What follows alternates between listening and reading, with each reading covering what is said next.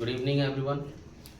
Once again, I welcome you all on your own YouTube channel, RK English Lesson.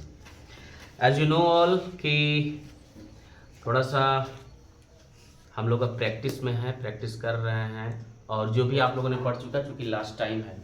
So in this last time how much we can cover we should, जितना हम लोग cover कर सकते हैं हम लोग को करना चाहिए, क्योंकि the time which goes never come back. ये समय चला जाता है फिर दोबारा वापस नहीं आता है. Everybody knows it.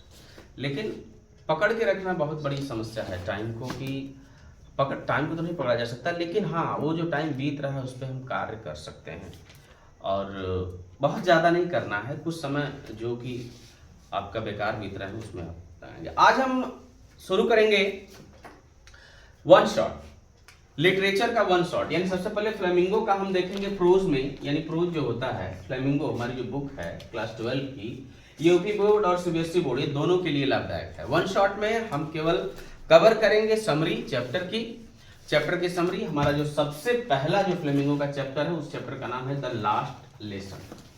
हालांकि ये शुरू का लेसन है लेकिन चैप्टर का नाम है द लास्ट लेसन. है शुरू का, नाम है लास्ट का. तो सबसे पहला चैप्टर है लास्ट, यानी the last lesson. The chapter name is last lesson. Author का नेम क्या है? Alphonse Daudet. The author name of this chapter is Alphonse Daudet. तो ध्यान से एकदम सुनिएगा कि चैप्टर या कहानी ये किसके बारे में है, क्या बयां करती है. और दरअसल बस आप समरी जान जाते हैं तो आई नो कि आप लिख लेंगे. हिंदी में जानकारी है तो आप जरूर जो है कि थोड़ा बहुत अगर टेंस वगैरह ग्रामर वगैरह का जानकारी है, थोड़ा वोकैब वगैरह ठीक है, तो you will able to write answer. Author मैंने बताया Alphonse Daudet. The last lesson. Lead character में हमारे हैं जो है लिटिल फ्रेंच. ये लड़का है, इसी के मद्देनजर जो है कहानी को बनाया गया है, गुथा गया है. एम हैमेल हमारे टीचर हैं जो वहां पे क्या पढ़ाते हैं? फ्रेंच लैंग्वेज पढ़ाते हैं. और जो कहानी की थीम है, थीम हमारी पैट्रियोटिज्म पर है, देशभक्ति पर है, साथ ही साथ फ्रीडम ऑफ लैंग्वेज यानी कि भाषा की आजादी पर है, कि भाषा कितनी बड़ी चीज होती है किसी देश के लिए. इस चैप्टर ने बखूबी समझाया है. और साथ ही साथ love for one's mother tongue और अपने मातृभूमि, यानी आपकी जो जबान है, जो आपका लहजा है, जो बोली है, जो भाषा है, जो मातृभाषा है, आपके मातृभाषा के प्रति प्रेम को भी ये चैप्टर दर्शाता है. Little French. अब शुरू करते हैं स्टोरी को. हम देखते हैं कि अल्फांसो डॉडेट ने ये बताने का प्रयास किया है कि जब प्रूसिया देश ने जब फ्रांस के दो जिला मैंने यहाँ की नाम रखा है, ठीक है, अल्सेक एंड लॉरेन. ये दो जिला हैं, दो डिस्ट्रिक्ट हैं, अल्सेक एंड लॉरेन. जबकि लॉरेन के ही रहने वाला कौन है? Little French. और एम हैमेल वहीं के स्कूल में पढ़ाते हैं. 40 वर्षों से पढ़ाते हैं. कितने वर्षों से पढ़ाते हैं? 40 वर्षों से वहां पढ़ा रहे हैं. कौन सी भाषा? फ्रेंच भाषा पढ़ा रहे हैं. और प्रूसिया देश ने वहां पर क्या कर लिया है? कब्जा कर लिया है इन दो जिलों पर. और कब्जा करके ये कहना चाहता है कि आज के बाद से यहाँ पे फ्रेंच भाषा बंद हो जाएगी और यहाँ पे क्या पढ़ाई जाएगी? जर्मन.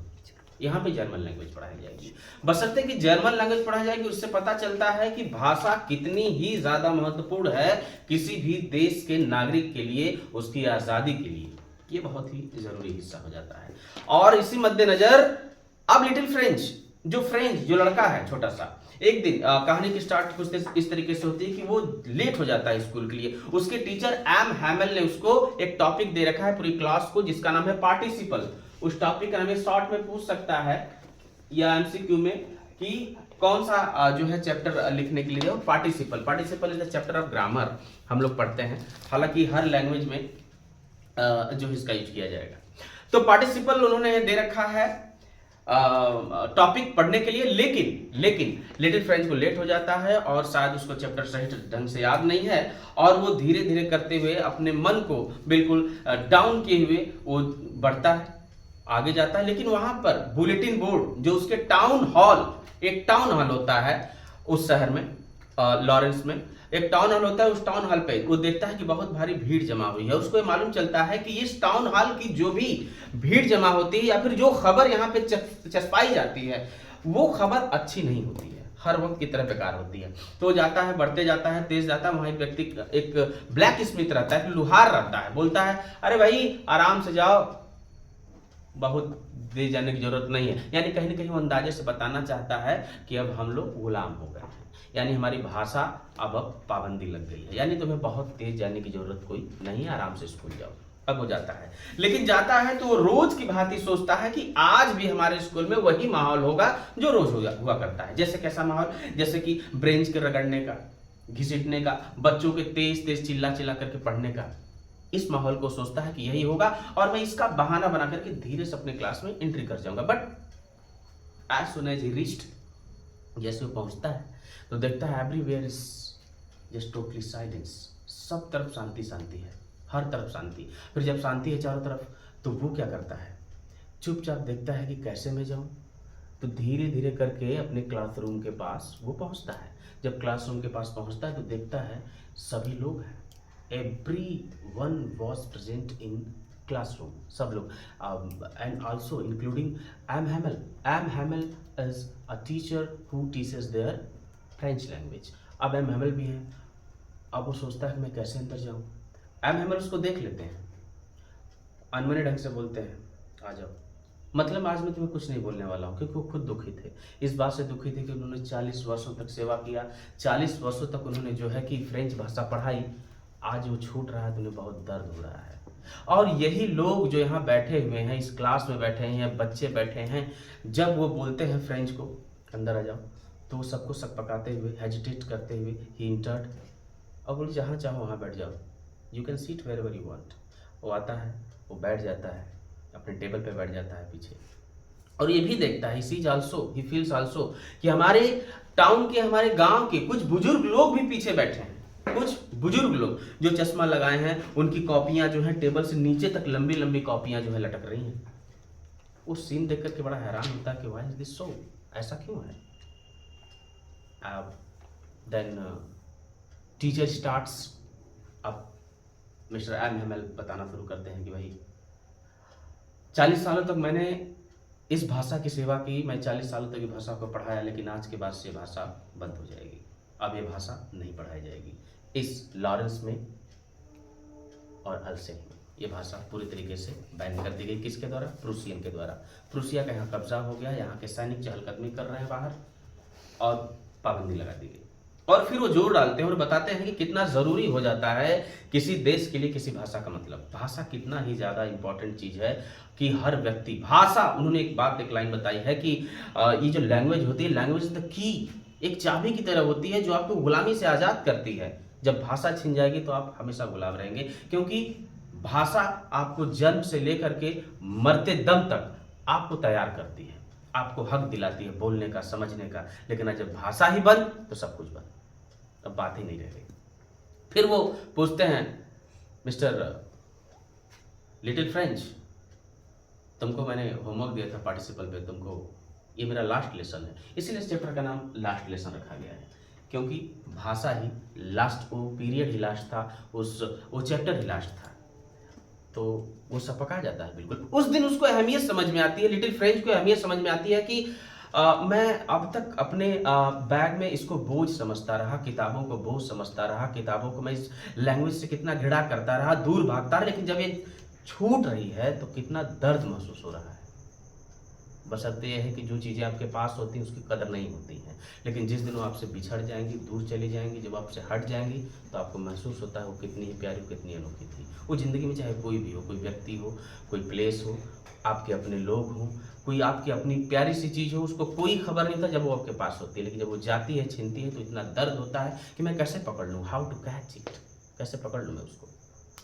और शायद यही फीलिंग के साथ वो भारी मन से खड़ा होता है, फिर बैठ जाता है, क्योंकि पार्टिसिपल की टॉपिक दी रहती है, लेकिन उसको ये मालूम हो जाता है कि आपके बात से बिल्कुल बंद हो जाएगा ये। वो चारों तरफ देखता है। फिर मिस्टर एहमेल हमेशा की तरह तो नहीं, आज स्पेशल ड्रेस बन करके आए हुए हैं। आज इन्होंने क्लासरूम में कैसा ड्रेस पहना है, अपना फर वाला व्हाइट कलर शर्ट पहना हुआ है, ग्रीन कलर का ब्लेजर पहना हुआ है, जो किसी ओकेजन पर पहनते थे जनरली, कोई इंस्पेक्शन हो, कोई फेस्टिवल हो, तब वो पहनते थे, लेकिन आज इन्होंने पहन रखा है because of it was the last lesson, it was the last period, it was the last time for Mr. M. Hamel, because after this he will go forever, he will never teach this language because it is totally banned from the Prussia. And after that वो बताते हैं इसके बारे में कि ये भाषा कितनी ही ज़रूरी है तुम लोगों के लिए, और तुम लोग निकम्मे टाइप के हो। तुम सभी लोग जो लोग अपनी भाषा को तुम लोग पकड़ नहीं पाए, जकड़ नहीं पाए, और मैं सिखाता रहा, बताता रहा, लेकिन इसमें तुम्हारी ही गलती नहीं है बच्चों, इसमें तुम्हारे पेरेंट्स की भी गलती है, तुम्हारे माँ बाप की भी गलती है। उन्होंने कभी जोर नहीं डाला, उन्होंने कुछ और काम के लिए भेज दिया। उन्हें लगता था कि बस हो रहा है, सब कुछ हो रहा है, और उनकी गलती नहीं, मेरी भी गलती है मिस्टर फ्रेंच, लिटिल फ्रेंच, मेरी भी गलती है कि मैंने भी तुम्हें मुझे जब पढ़ाना था तो मैं बहाने बनाया, मैं तुमको कहीं काम के लिए भेजा, मैं खुद नहीं आया, बहुत सारे ऐसे मैंने बहाने। I also pretended much not to take classes. It was not only the fault of your guardians और your self but also mind. मेरी भी प्रॉब्लम है, मैंने भी ऐसा किया, मैंने भी इंटरप्ट किया, मैंने भी लैंग्वेज को दूर किया तुम लोगों से। वो महसूस करते हैं इस बात को, सभी लोग को महसूस कराते हैं और कहते हैं कितना ज़रूरी है ये कि अपनी भाषा को समझना और जानना। और इस तरीके से उन्होंने उठा और सभी लोग उसने कॉपियाँ दी, सभी लोगों के एक कॉपियाँ दी, छोटा छोटा कॉपियाँ दी, और कॉपियाँ जिसपे कि लिखा था अल्सेक एंड लॉरेंस, कॉपियाँ दी। सभी के टेबल पे झंडियाँ लगी हुई थी, जो है अल्सेक लॉरेंस की छोटी छोटी झंडियाँ, और केवल कुछ नहीं, कोई आवाज़ नहीं थी, आवाज़ थी क्या, केवल पेन की खुरचने की आवाज़, पॉइंट की आवाज़, केवल उसकी आवाज़ आ रही थी और किसी की आवाज़ नहीं थी। सब कुछ शांत था क्योंकि कुछ छूट रहा था जो बहुत प्यारा था, और वो था उनकी लैंग्वेज, भाषा। और वो बहुत भारी मन से फिर उठते हैं, एम उठते हैं, एक चौक उठाते हैं और पीछे मुड़ जाते हैं। पीछे मुड़ने के बाद बिल्कुल जान लगा करके, deliberately with forcing his hand on board, वो बस एक वर्ड लिखते हैं, वीवा वीवा ला फ्रांस, वीवा ला फ्रांस, वीवा ला फ्रांस। ये पूछ सकता है कि लास्ट में क्या लिखे थे, इसका मतलब क्या होता है, फ्रांस जिंदाबाद, यानी फ्रांस तुम चिरंजीवी हो, तुम दीर्घायु हो, फ्रांस तुम हमेशा जिंदा रहना। उन्होंने लिखा और इशारे से बस ये कहा कि अब सभी लोग चले जाओ, क्योंकि उनके बोलने की शक्ति नहीं थी, क्योंकि बहुत प्यारा कुछ छूट रहा था। तो ये होता है भाषा की अहमियत, जो लास्ट लेसन को सिखाता है। मुझे उम्मीद है कि आप लोगों ने इसको फीलिंग के साथ समझा होगा, सुना होगा, और बस इतना ही जरूरत है, इतना है तो सारे क्वेश्चन आंसर आपके क्लियर है। तो मिलेंगे फिर next time. Thank you very much with the next lesson.